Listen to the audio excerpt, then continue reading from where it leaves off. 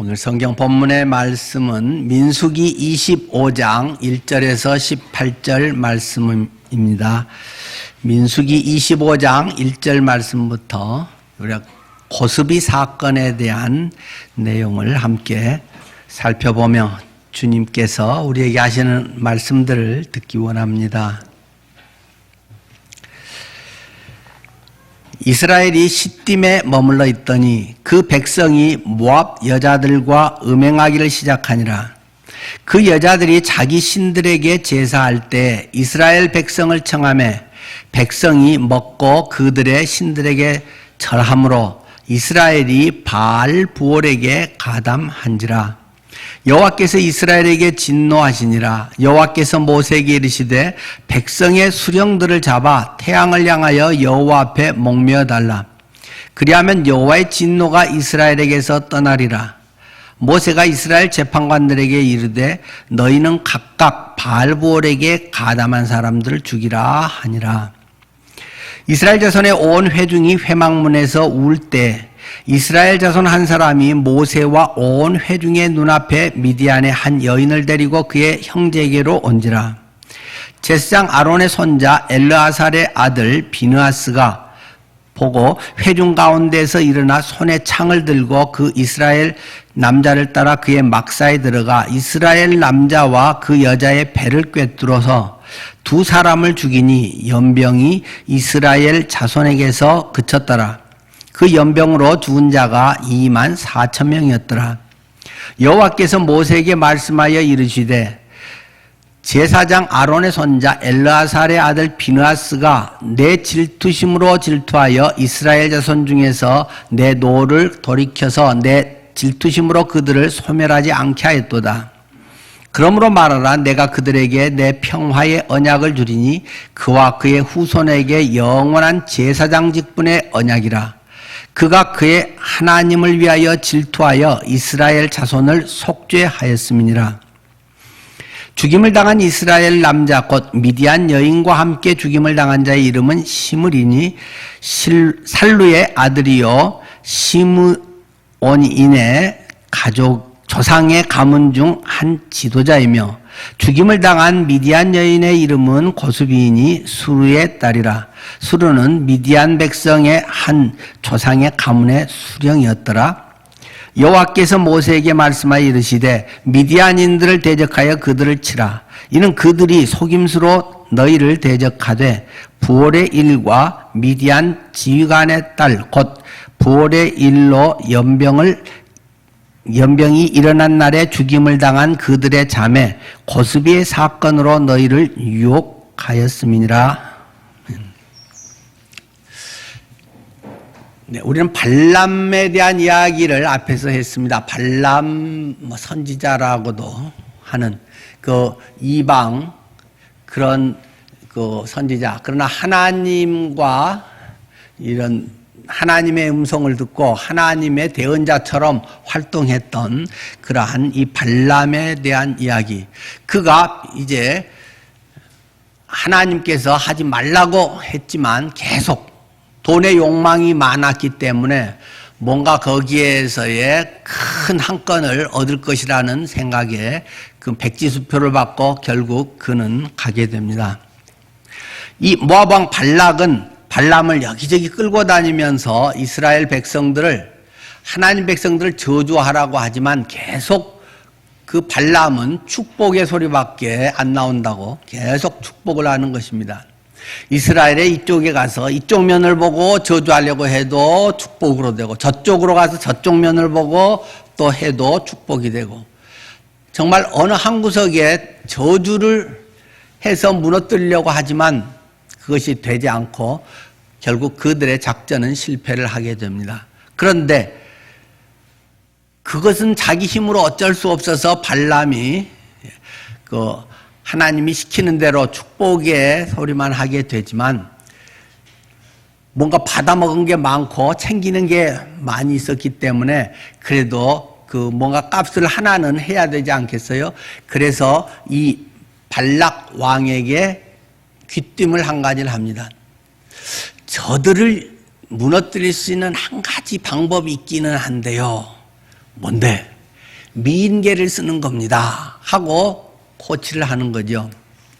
저 사람들의 지금 남자들이 거의 막 40년을 광야 생활을 하고 하나님의 율법의 룰 속에서 그 갇혀 살기 때문에 그 욕망이 분출이 안 되고 뭔가 누르고 있고 하나님 백성이라고 하고 뭔가 거룩한 척하고 제사도 지내고 있지만 실제 그 속의 욕망은 그대로 살아서 꿈틀거리는데 저 사람들의 특히 젊은이들의 그런 것을 살짝 건드려주면 그냥 순식간에 그것이 발산이 되면서 그들이 무너져 갈 것입니다 하는 그런 귀띔을 하게 되는 거죠. 그래서 드디어 미인계를 쓴 내용이 오늘 성경 본문의 내용입니다. 물론 그것은 일반적인 그냥 아무 때나가 아니라 그들의 특별한 축제, 제사, 카니발의 그런 때, 오늘 본문의 내용들을 보면 풍년 기원제 이런 것이죠. 그래서 그런 신들 풍년을 기원하는 신에게 바알 신에게 제사하는 그런 현장에 그들을 불러서 맛있는 거 먹이고 그런 다음에 잠깐 그냥 바알 신에게 이런 경례 예를 조금 갖추고 나가서 여자들하고 마음껏 먹어라 마셔라 해가면서 그냥 밤내 즐기도록 막 방을 하나씩 주고 나무 밑에 전부 마련해주고 그래서 그 사람들이 마음껏 그들의 욕망을 풀 수 있게 해주라고 하는 그러한 제안이었던 것입니다. 자, 오늘 본문의 내용을 우리가 볼 텐데요. 첫째는 우리가 육신에 끌려 살지 말라 하는 메시지를 우리가 받게 됩니다.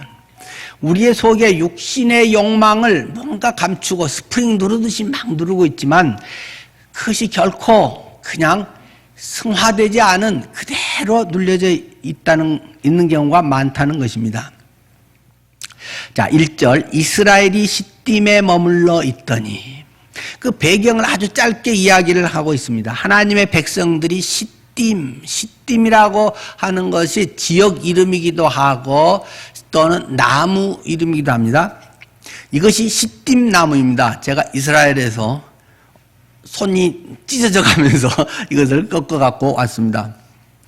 아카시아 나무이고 이걸 한자말로 조각목이라고도 하죠. 우리 출애굽기에서 성물들을 만들 때 언약궤 또는 번제단 이런 걸 만들 때 먼저 이 시딤나무로 조각목으로 만들고 그 조각목으로 만들어진 이제 틀을 순금으로 앞뒤로 이렇게 감싸서 언약궤든 번제단 이런 걸 만들어라.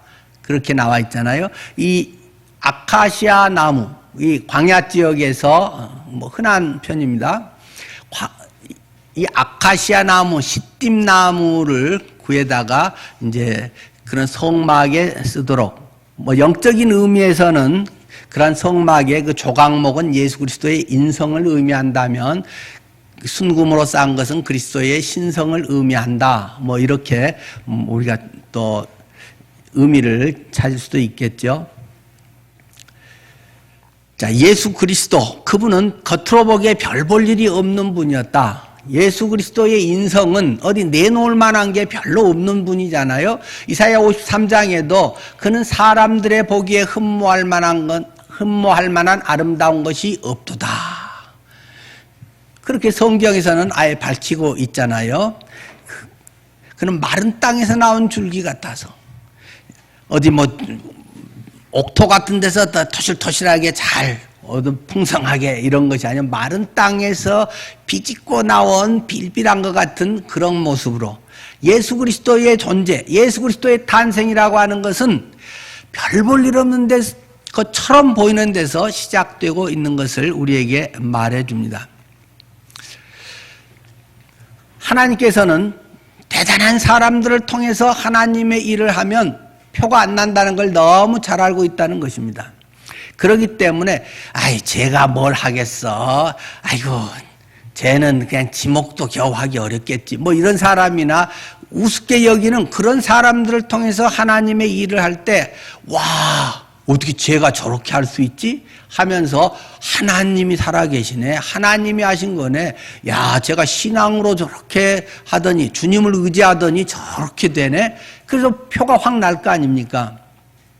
또 물론 하나님께서는 또 각 스님의 적절한 대로 어떤 엘리트들을 통해서 아주 귀하게 또 잘 준비해서 쓰시는 경우도 있습니다. 그러나 한 가지 꼭 기억할 것은 그런 경우는 꼭 하나의 과정을 거쳐야 됩니다. 광야 학교를 거치는 것입니다. 한번 완전히 꺾여졌다 나 죽었어 한 다음에 비로소 주님을 철저히 의지하고 그런 다음에 하나님의 귀한 쓰임을 받게 되는 것입니다. 대표적으로 사도 바울 같은 분 아니겠습니까? 대단한 엘리트였던 사도 바울, 그는 그 자기의 목적의식이 분명하고 열정도 대단하고 다마스커스로 그 숨어져 있는 그리스도인들을 잡아들이기 위해서 가다가 그는 빛을 보고 한순간에 맹인이 됩니다. 타고 가던 말에서 나동그라지고 완전히 그 인생이 우습게 되고 맙니다. 그전에는 미래가 어쩌고 앞으로는 이래야 되고 뭐 별별 여러 가지 뭘 다 내다보는 것처럼 이야기를 했지만 이제 맹인이 돼서 한 치 앞도 없고 밥상 차려줘도 자기가 숟가락 잡기도 어렵고 화장실 가기도 어렵고 자기 아주 기본적인 생활도 할 수 없을 만큼 3일간 완전히 3일은 전부 다 완전 숫자로 완전히 그는 깜깜이가 되어버렸다. 완전히 끝장난 거다. 그런 걸 상징하는 가장 기본적인 수가 3이니까요. 그렇게 된 다음에 내가 별 볼 일 없구나. 내가 그 많이 공부하고 가말리엘의 뭐 수제자고 로마 시민권을 가졌고 뭐 이러고 저러고 했다고 하는 많은 내 스펙이라고 하는 것이 하나님 앞에서 내 몸 하나 추스리기도 어려운 참 그러한 존재가 한순간에 될 수 있구나 하는 것을 깨닫고 나서야 그는 비로소 하나님의 위대한 사도로 쓰임받게 되지 않습니까? 하나님은 우리의 날것 그대로 쓰시지 않습니다. 우리가 비록 나사렛에서 무슨 선한 것이 날 수 있겠냐라고 우습게 여겨도 오히려 그리스도 안에 있으면 전적으로 그리스도를 나의 주인으로 모시고 그리스도의 믿음으로 온전히 살아가면 전혀 새로운 거듭난 나를 빚어가신다는 사실을 기억해야 됩니다. 그런 점에서 그 조각목이라고 하는 걸 통해서 예수님은 그렇게 보이지만 실상에 그분은 신성을 가진 금과 같은 존재다 하는 것들이 이제 성막기구로 나타나 있죠. 아무튼 오늘 본문에 보면 이스라엘이 시딤에 머무르는 시딤 여기는 시딤 나무가 이 조각목 나무가 상당히 많아서 숲을 이루는 지역이라서 이런 이제 시딤이라고 지명이 붙은 것이라고 합니다. 그런데 하나의 상당히 의미 있는 동사가 바로 이어지고 있습니다. 머물러 있더니. 그 시딤 지역에 꽤 괜찮은 데란 말입니다. 그늘도 많고 거기에는 나무가 많다는 것은 좀 파면 물이 있다는 거잖아요. 오아시스 지역에 그런 데서 그 지역에서는 그래도 이 모압 지역, 모압 평야의 좀 북쪽인데 거기에 상당히 괜찮은 좋은 입지의 땅이라는 말입니다. 거기에서 그들이 있으니까 좀 오랜만에 좋은 지역에 오니까 여기 이제 살만하다. 여기 괜찮네. 여기에나 계속 좀 있으면 좋겠다. 이런 마음이 드는 거죠. 그래서 그때가 지금 출애굽 40년 한 8월에서 9월경인데 곧 가나안 땅으로 들어가야 되는데 그들이 지금 그곳에 머물고 있다는 것입니다. 우리 신앙생활이나 우리 인생의 삶은 어떠면 자전거 타기와 비슷하지 않은가 싶습니다. 자전거는 가만히 있으면 넘어집니다. 뭔가 계속 페달을 밟아서 뭔가 나아가야 자전거는 계속 전진을 하고 새로운 경치도 보고 시원한 바람도 맞고 강변을 달리기도 하고 나의 목적지로 나를 데려다 주기도 하는 것이잖아요. 우리의 신앙이 가만히 있으면 뭔가 자꾸 처지게 되고 우리도 또 뭔가 살만하면 딴짓하는 그런 경우들도 종종 보잖아요. 젊어서는 그냥 정신없이 자식들 먹여 살리려고 막 열심히 일하고 딴 생각 못 했는데 이제 살만하고 다 뭔가 하면 그때부터 이제 뭐 이상한 생각이 갖고 뭐 죄 짓는 사람들도 종종 보지 않습니까? 가끔 보면 그런 생각이 들 때가 있습니다. 노래방 가서 사람들이 한참 잼경은 내 나이가 어째서 뭐 그런 노래 있잖아요. 뭐 내 나이가 어째서 하고 막 하는데 또 일해야 될 때 일해야 되는 그런 장소에 가면 아이고 이 나이에 뭐 그것을 하냐. 언제는 70, 80도 내 나이가 어째서 막 했는데 아이고 젊어서 했는데 젊은 것들이나 하지 뭐 내 나이가 이 나이에 내가 그걸 하랴? 뭐 이런 마음에 이중성이 우리 마음에 스칠 때도 있죠. 자, 그럴 때에 딱 사탄이 비집고 들어왔다는 말입니다. 사탄이라고 하는 헬라어가 뭐 디아볼로라는 건 전에도 많이 말씀드렸고 게임 이름도 디아볼로 있잖아요. 디아, 사인, 비틴, 볼로, 발로 던지다. 사이를 비집고 뭔가를 탁 던져서 집어넣어서 사이를 갈라지게 하는 것이다. 사이 이간질한다. 이것이 이제 사탄의 이름의 그 뿌리가 되는 그런 단어지요. 뭔가 머물러다 좀 이제 아이고 광야 생활에 이렇게 지쳤는데 그래도 이 정도면 좀 지낼 만하네 하고 딱 머물러서 퍼질 순간에 퍼져 좀 있는 동안에 모압 여자들과 음행하기 시작하니라. 그 명분은 굉장히 좋단 말입니다. 우리 타문화도 이해를 좀 하기 위해서 우리나라는 이러한 축제가 있어 하면서 야 니들 한번 올래? 하고 미인계를 써서 모압의 이쁜 여자들을 보내가지고 그 남자들의 이게 뭔가 눌려져 있는 그런 욕망을 충족시키는데 살살 건드리고 있다는 것입니다. 발람이 그렇게 하면 쟤들은 금방 넘어갈 거야. 역시 그 말대로 그렇게 해서 남자들이 또 야 가자 해서 막 많은 남자들이 따라갔다는 것입니다. 거기 가니까 정말 맛있는 걸 막 주는 거죠.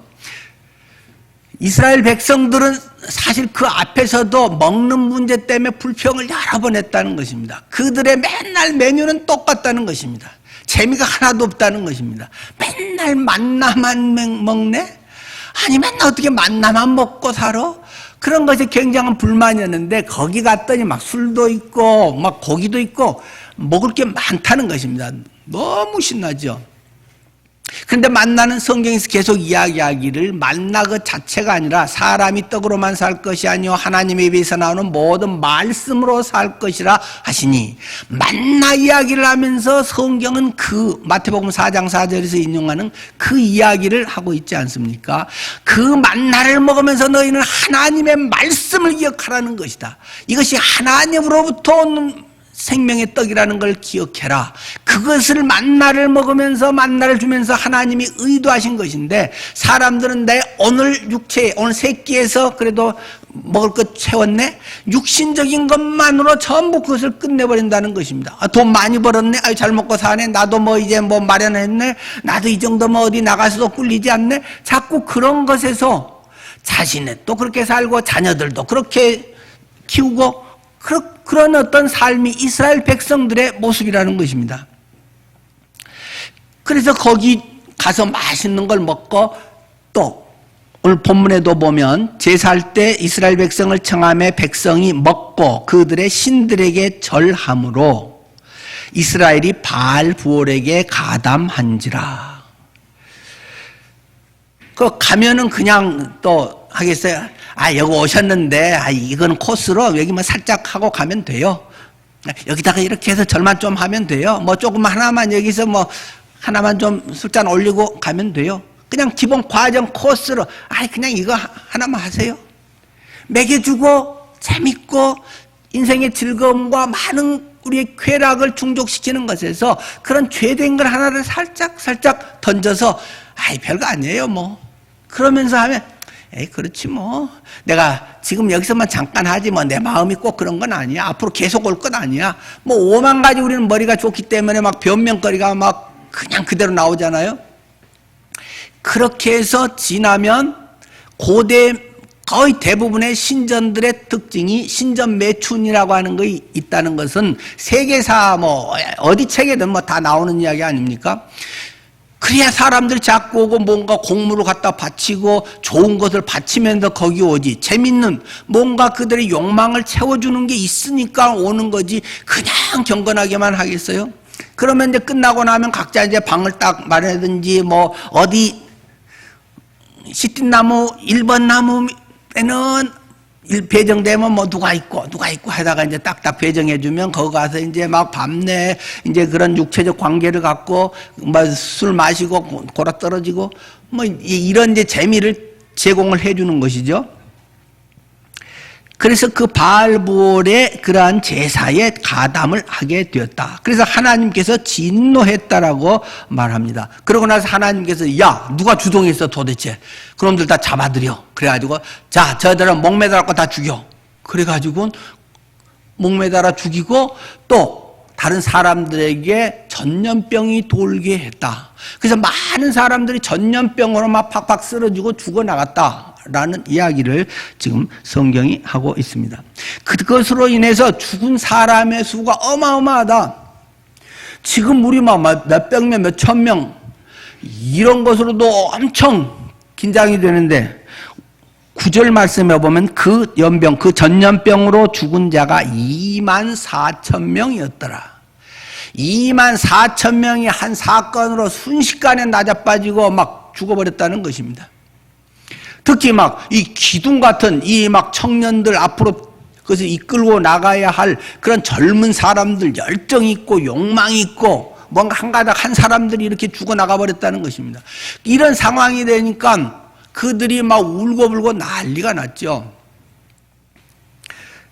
6절 말씀입니다. 이스라엘 자손의 온 회중이 회막 문에서 울 때에 이제 가장 중심이 되는 게 이제 성막 회막인데 거기 앞에 나와서 아이고 우리 큰아들이 죽었어요. 결혼한 지 얼마 안 됐는데 죽었어요. 아니 지금 뭐 앞으로 이제 출근 날이 다 됐는데 그렇게 좋아하던 이놈이 죽었어요. 막 이런 소식이 들리면서 막 성막 앞에서 울고불고 난리가 났습니다.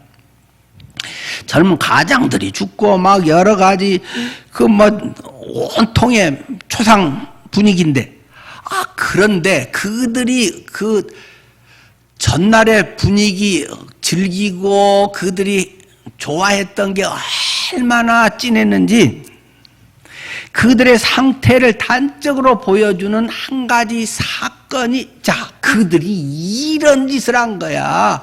그들의 대표적으로 내가 한 개 보여줄게 하는 것이 6절에서 오늘 이 본문 18절까지의 내용입니다. 그런 상황에서 하나님이 그냥 무조건 그 정도로 했다고 해서 그냥 24,000명 죽여버리고 와 잔인한 하나님이네 그런 것이 아니라 그들의 속이 그들의 죄성이 얼마나 죄 짓는데 담대는지 얼마나 하나님을 그들 삶 속에서 제외하고 자기의 욕망 야망 추구에 얼마나 열렬하고 그것이 얼마나 영웅시됐는지 그것을 내가 한 가지만 말해줄게 하면서 6절부터 말하고 있는 것입니다. 회막문에서 울고 있는데 이스라엘 자손 중에 한 명이 모세와 온 회중의 눈앞에 미디안의 한 여인을 데리고 그의 형제들에게로 왔다. 울고불고 난리인데 저쪽에서 한 잘생기고 뭔가 힘께나 쓰고 뭔가 되는 꽤 괜찮은 걔가 이방 여인 하나를 팔짱을 딱 끼고 그 진영 속으로 당당하게 들어와서 지 막사로 팍 들어가더라는 것입니다. 밤에 몰래 살짝 데리고 와서 간 것도 아니고 다들 보고 있는데 자 봐라 이 세기의 위대한 사랑을 봐라 나는 그까지 뭐 어떤 규율을 그까지 것에 쫄지 않는다 이런 것들을 막 보여주면서 당당하게 죄가 아니라 이것은 사랑이야 이런 자기 정욕을 표현하면서 이런 식으로 자기 막사로 들어갔다는 것입니다. 지금 막 초상이 나서 난리고 하는데 이걸 보면서 막 그 지도자들의 막 눈이 이제 뒤집히는 거죠. 7절 제사장 아론의 손자 엘르아살의 아들 비느하스가 그것을 보면서 분이 나서 참을 수가 없다는 것입니다. 그래서 그냥 아니 저것들이 하고는 그냥 창을 탁 잡더니 창을 잡고 막 쫓아서 들어갔다는 것입니다.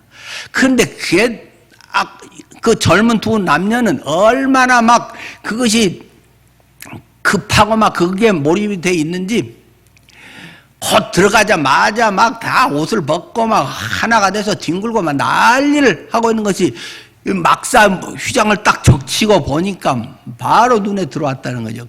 그때 이 비느하스가 창을 잡고 위에서 아래로 꽉 찍어서 내렸더니 두 명이 창 하나에 꿰어서 죽어버렸다 하는 말이 지금 본문에 그대로 있죠.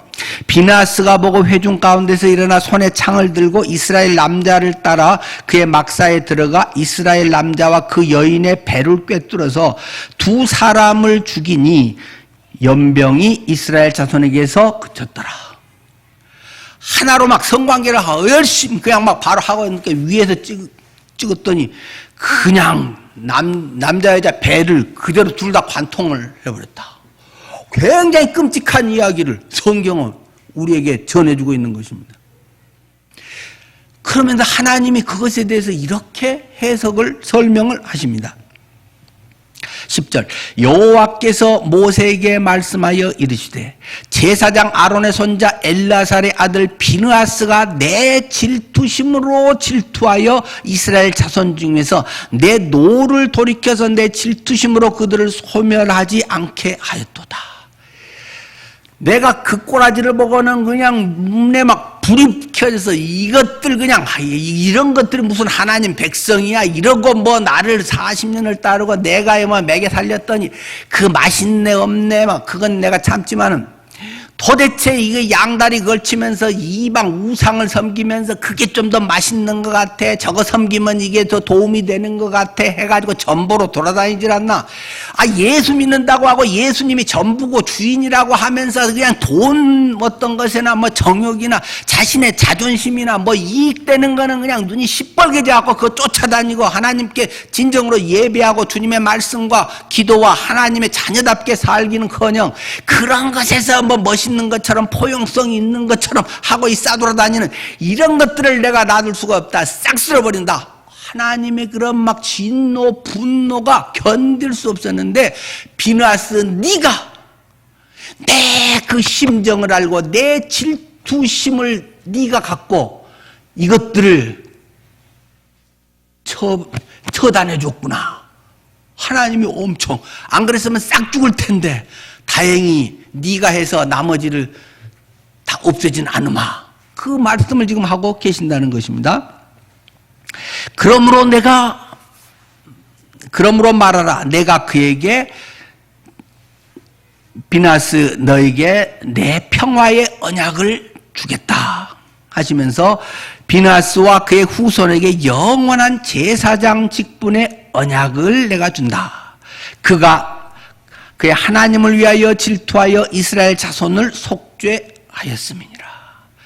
죄값을 치르게 해줬기 때문에 내가 대대로 평화의 언약, 이 제사장 직분을 이어가게 하마 하는 것이 하나님이 그 행위를 보고 야, 너 너무 심했다 이러지 않고 잘했어 그렇게 해야 되는 거야 하고 하나님이 칭찬을 하고 약속을 하셨다는 것입니다. 이 약속 그대로 되는 거죠. 이스라엘 백성의 대제사장 1대가 초대가 누굽니까? 아론이죠. 2대 대제사장이 누굽니까? 엘르아살이죠. 엘르아살 다음에 뒤를 이어서 3대 대제사장이 이 비느하스가 됩니다. 하나님께서는 이 말씀을 이루어서 나중에 비느하스를 대제사장으로 삼고 죄에 대해서는 분명한 심판이 있어야 회복이 되는 것이다.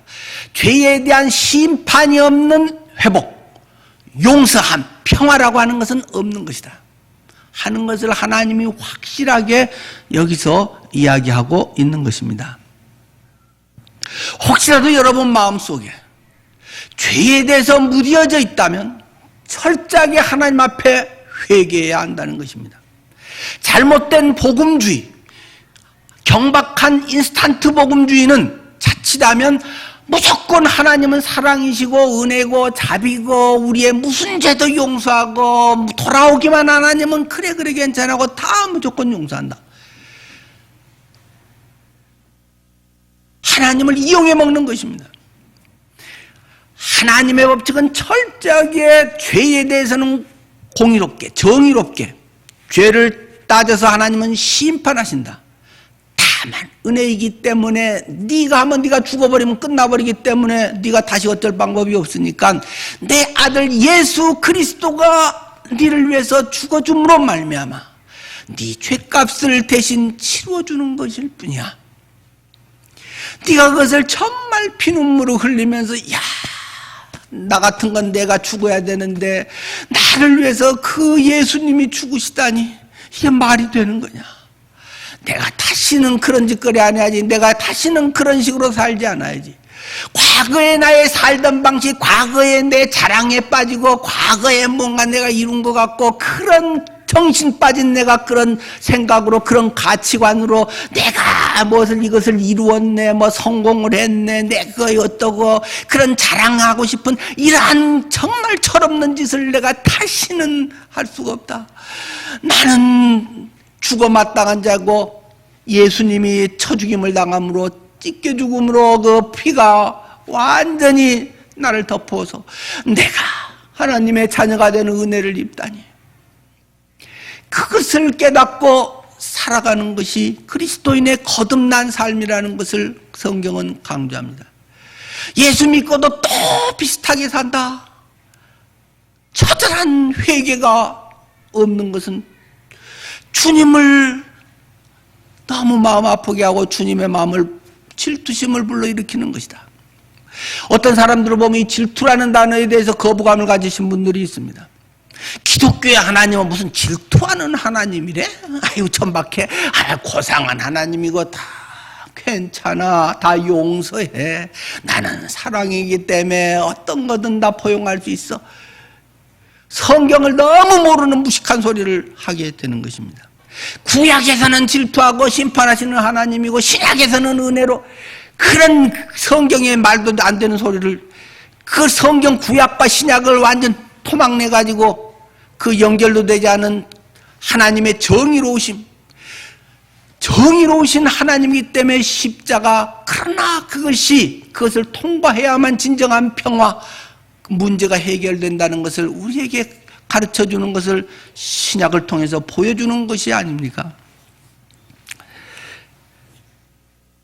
하나님의 그 공의로우심을 우리에게 철저히 이러한 일들을 통해서 보여주고 그것에 하나님이 기뻐하셨다라는 것을 기억해야 됩니다. 이 질투심이라고 하는 것은 실제 하나님은 영이신데 뭐 우리같이 그렇게 질투하고 그러겠어요? 그건 아니죠. 그런데 성경의 수사법상 표현하는 데 있어서 근데 그렇게 말이야 우리가 잘 알아먹잖아요. 결혼해서 막 남편이 막 집에서는 잘해주는 것 같고 착한 모범 남편 같은데 나가서는 바람 피고 돌아다닌다. 그것을 아는 아내가 뭐 남자가 그럴 수 있지 뭐. 그러기도 하겠지 뭐. 그러겠어요? 막 속이 열불이 나고 집에서는 저렇게 모범생으로 잘하는 것 같은데 뒤에서는 그런 짓을 하다니 막 잠을 못 자고 얼마나 가슴이 아프겠어요. 그런 사람들 속에서도 그 배우자가 그러면 그렇게 가슴 아프고 혼외에 뭐가 이렇게 있어가지고 뭐 되면은 정말 찢어지는 것 같지 않냐. 그 배신감을 어떻게 참을만 하겠냐. 니들 그런 것 같지 내 마음이 꼭 그런 마음이야 해서 그런 식으로 표현을 해줘서 우리가 그걸 잘 공감할 수 있도록 해주는 것이 나는 질투하는 하나님이다 뭐 이런 식의 표현 방법이라는 것입니다. 조금 고상하게 성경학자들의 이제 표현을 한자식으로 하면은 신인 동형 동성 변 신인 동형 동성론 뭐 이렇게 한자로 합니다. 뭐 쉬운 말이에요. 별것도 아닌데 그냥 한자로 기니까 어려운 것 같은데 신인 하나님과 인간의 동형 같은 모습처럼 명이셔서 뭐 얼굴 이런 거 없지만 동형 동성 같은 성품 같은 그 마음인 것처럼 표현하는 표기 방식이다. 수사법이다. 하나님 하나님은 막연하기 때문에 그분이 뭐 어떨까 하는 거야. 야, 내 마음이 이런 거야, 이런 거 하면서 네 마음 알겠냐 하면서 네 그렇잖아. 그런 상황에 대해서 그 배우자가 그러고 돌아다니면 네 심장이 막 찢어지지.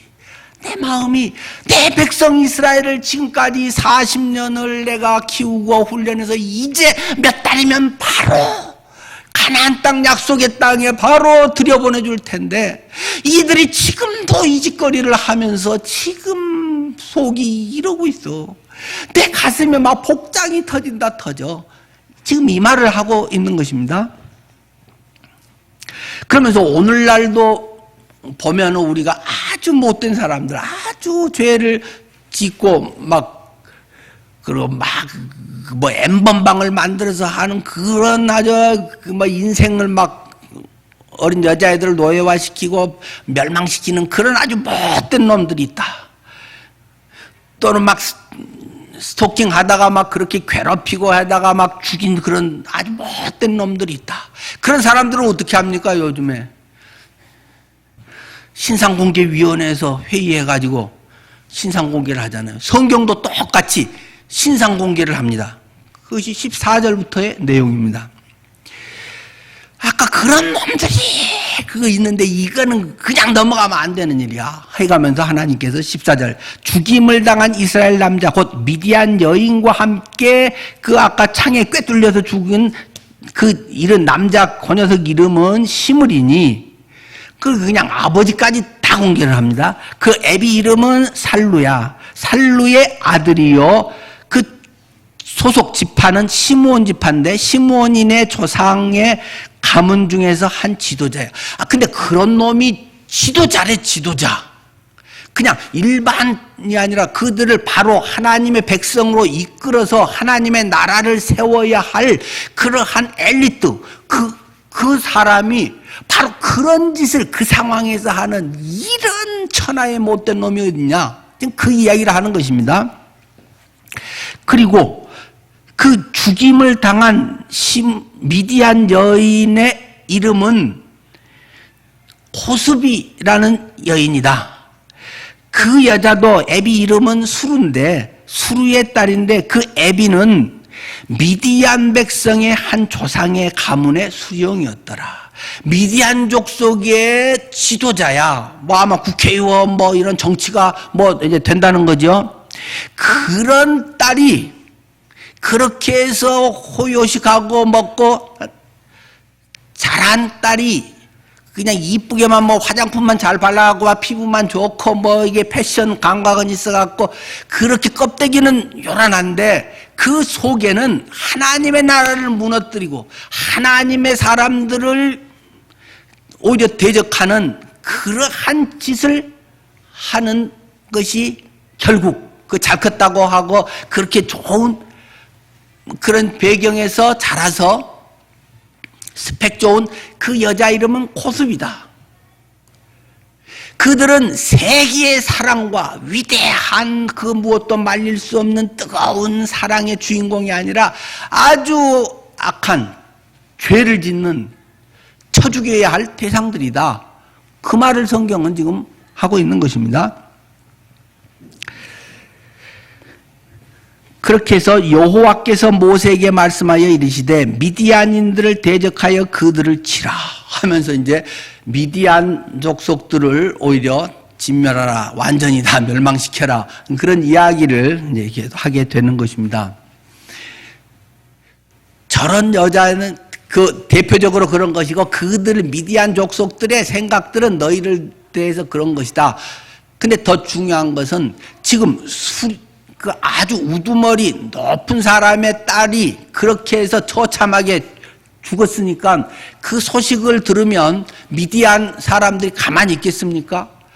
아니 우리 딸을, 우리 지도자의 딸을 저렇게 죽이다니, 이스라엘과 전쟁을 해서 이스라엘을 다 죽이자, 그렇게 되는 건 뻔하기 때문에 하나님께서 선제 공격을 해라. 쟤들이 그걸 준비하기 전에 쟤들은 어차피 너희들에 대한 계속 대적의 상태이고 니들이 선제 공격을 해가지고 이 미디안을 대적해서 그들을 싹 처분해버려라. 그 이야기를 하나님께서 바로 이어서 하고 계시는 것이죠. 18절 이는 그들이 속임수로 너희를 대적하되 속임수라는 말은 유혹했다 그 말입니다. 와보세요 뭐 어쩌고 저쩌고 뭐 이렇게 잘생겼네요 멋있네요 뭐 자상하시네요 뭐 하면서 제가 잘해드릴게요 어쩌고 저쩌고 하면서 그 우상을 섬기게 하고 그렇게 해서 타락하게 만든 그런 속임수 그 유혹으로 너희를 대적하되 부올의 일과 미디안 지휘관의 딸 곧 부올의 일로 연병이 일어나게 한 날에 죽임을 당한 그들의 자매 고스비의 사건으로 너희를 유혹하였음이니라. 고스비 사건이라고 성경은 우리에게 말하고 있습니다. 그리고 바로 뒤에 이 다음 구절을 바로 26장으로 탁 넘어가면 무엇입니까? 26장의 1절 연병 후에 여호와께서 모세와 제사장 아론의 아들 엘라살에게 말씀하여 이르시되 이스라엘 자손의 온 회중의 총수를 그들의 조상의 가문을 따라 조사하되 이스라엘 중에 20세 이상으로 능히 전쟁에 나갈 만한 모든 자를 계수하라 하시니 본문이 지금 민수기라는 책이죠. 민수기 영어로 넘버스 우리말로 백성민자 셀 숫자 사람들의 숫자 백성들의 숫자를 센 책이다. 뭐 그렇게 뭐 한문 성경에 돼 있는 거를 이제 우리는 갖다 씁니다만은 민수기라고 하는 것에는 대표적으로 맨 앞부분에 1차 인구 통계 조사가 있고 지금 여기에 이제 2차 인구 통계 조사가 나와서 민수기라는 이름을 붙였다는 것입니다. 근데 1차 인구 통계 조사에서 총 20살 이상의 전쟁에 나갈 만한 사람들, 남자 장정들이 한 60만 명 정도 됩니다. 그래서 2차 인구 통계 조사 과정을 보면 그것도 역시 한 60만 명 됩니다. 조금 더 정확하게 보면 1차보다 1820명이 적습니다. 2차가. 그러니까 뭐 거기서 거기지요. 60만 명에서 1820명 적은 숫자가 2차가 됩니다. 그런데 지루할 만큼 성경은 무슨 지파에 뭐해서 몇 명이고 이렇게 지금 계속 이야기를 하고 있습니다. 민수기 26장 12절에서 14절을 보면 이런 기록이 있습니다. 시므온 자손의 종족들은 이러하니 느무엘에게서 난 느무엘 종족과 야민에게서 난 야민 종족과 야긴에게서 난 야긴 종족과 세라에게서 난 세라 종족과 사울에게서 나온 사울 종족이라. 이는 시므온의 종족들이니 계수된 자가 22,200명이었더라 하면서 시므온의 지파가 2차 때는 22,200명이라고 했습니다. 그런데 뭐 시간 관계상 제가 말씀드린 1차 통계조사에서 시므온 지파는 59,300명이었습니다. 그러니까 59,300명이었는데 22,200명으로 절반도 안 되게 팍 줄어버렸습니다. 37,100명이나 줄어져 버렸습니다. 12지파 중에 이런 케이스는 하나도 없습니다. 모든 성경의 기록 가운데서 이렇게 많이 없어져 버린 뭐 몇천 명 줄고 뭐 늘고 뭐 이런 거 좀 있지만 37,100명이 없어져 버린 경우는 유일하게 시므온 지파입니다.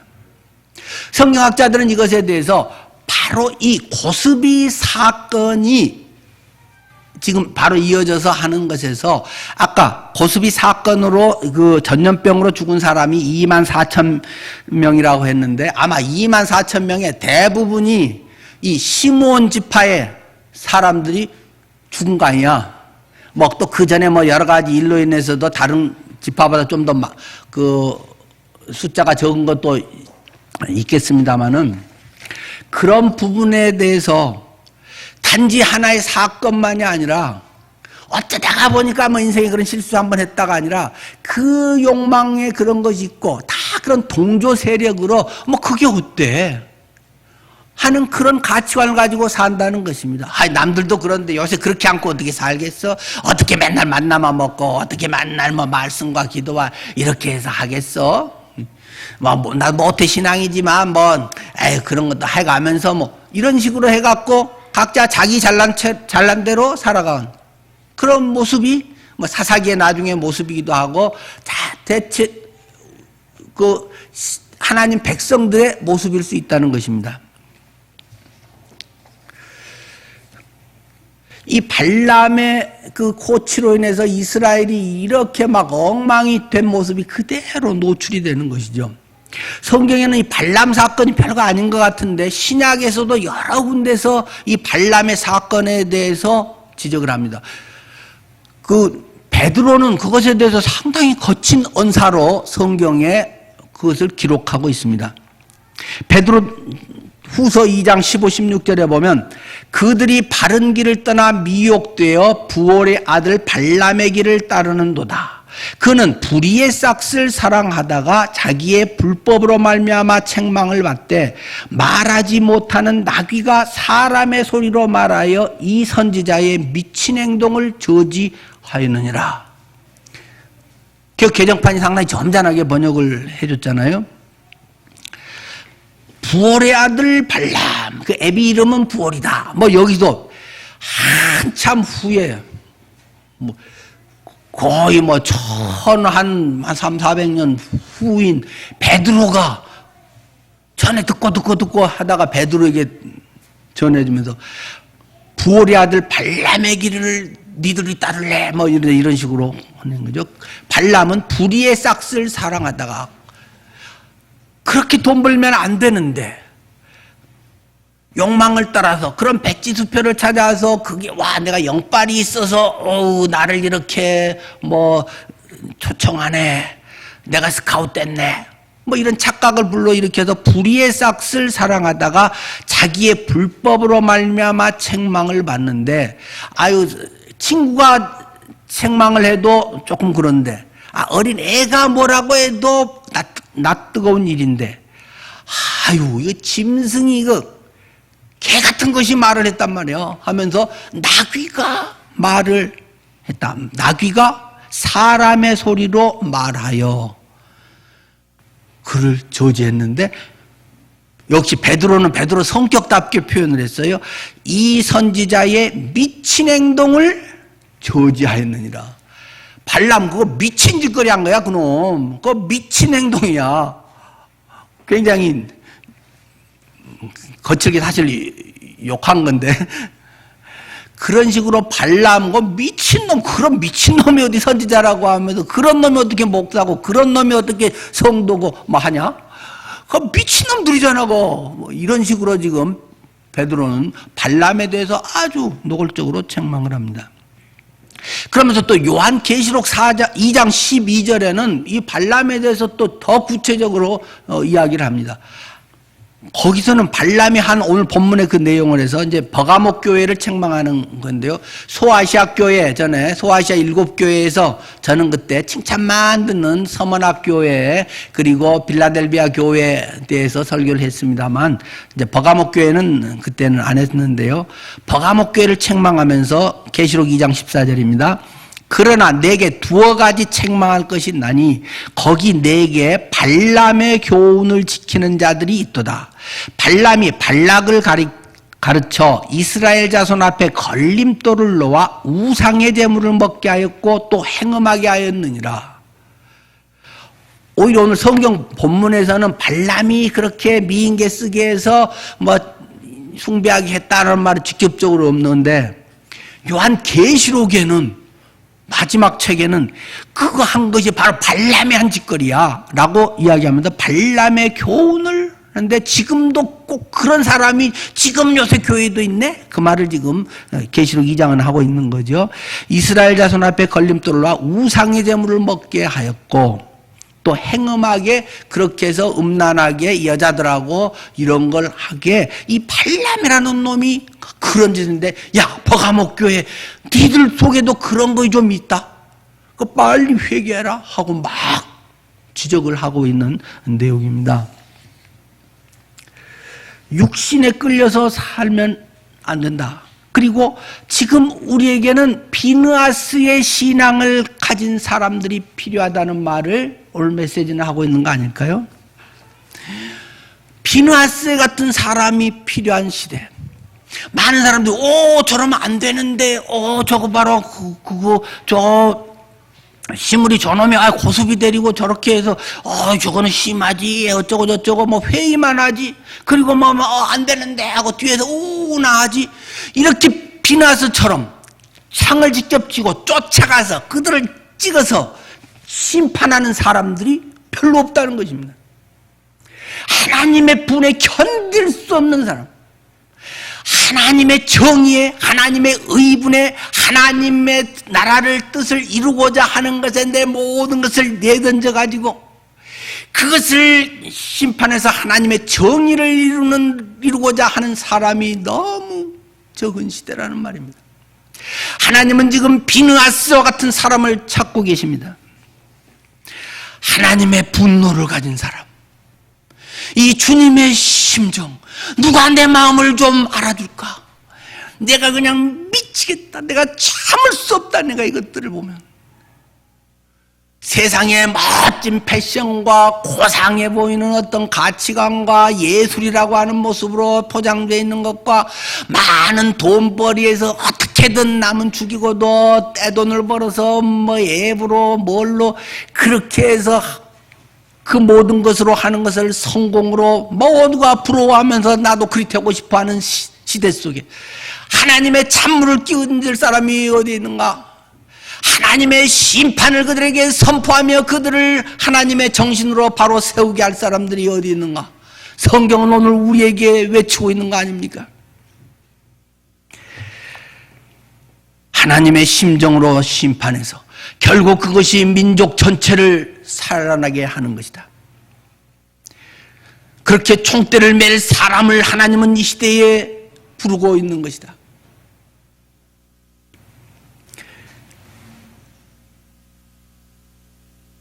하나님의 사람은 온유하고 고상하고 그런 모습만이 아니라 하나님의 대행자가 돼서 때로는 그러한 시대를 역행해 가면서 물을 거스리는 물고기처럼 하나님의 뜻을 이루려고 하는 의인들이 필요한 때인 줄 압니다. 우리 늘푸른 성도님들을 보면서 하나님이 그런 사람들이 여기에 모여 있구나. 내가 너희를 볼 때 참으로 기쁘다.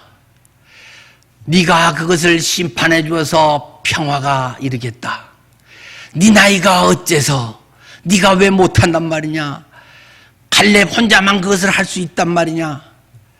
80의 나이에도 저 산지를 내게 주소서라고 외치는 갈렙의 외침이 오늘 이 시대에 더 수명이 긴 오늘날에 이때 우리에게도 살아있는 말씀으로 다가오는 건 아니겠습니까? 로마서 13장 11절 14절은 이야기합니다. 또한 너희가 이 시기를 알거니와 자다가 깰 때가 벌써 되었으니 이는 이제 우리의 구원이 처음 믿을 때보다 가까웠습니다. 밤이 깊고 낮이 가까웠으니 그러므로 우리가 어둠의 일을 벗고 빛의 갑옷을 입자. 낮에와 같이 단정히 행하고 방탕하거나 술 취하지 말며 음란하거나 호색하지 말며 다투거나 시기하지 말고 오직 주 예수 그리스도로 옷 입고 정욕을 위하여 육신의 일을 도모하지 말라. 기도하겠습니다. 어제나 오늘이나 영원토록 동일하신 하나님, 그 하나님께서 오늘 나를 지켜보시고 오늘 나의 삶에 함께 하십니다. 우리가 주님 앞에 가는 그날까지 우리는 주님께서 우리를 부르시고 사랑으로 인도하신 그 모든 것을 감사하며 그 뜻을 이루어야 할 줄 압니다. 매우 어려워지고 있는 이런 도덕적 어둠 속에서 많은 고난 속에서 오히려 더 밝게 빛날 수 있는 기회가 우리들에게는 주어져 있습니다. 하나님 안에서 이것을 위해서 기도하며 주님 저 같은 거 좀 써주시면 안 되겠습니까? 주님 제가 여기 있는데요. 감히 나설 자격은 안 되지만 그러나 나사렛에도 예수님이 태어나셔서 구원의 역사를 이루시지 않습니까? 주님 저를 눈여겨봐 주십시오. 이런 분들의 기도가 아름답게 응답될 것입니다. 하나님 저희를 인도해 주십시오. 예수님 이름으로 기도드립니다. 아멘.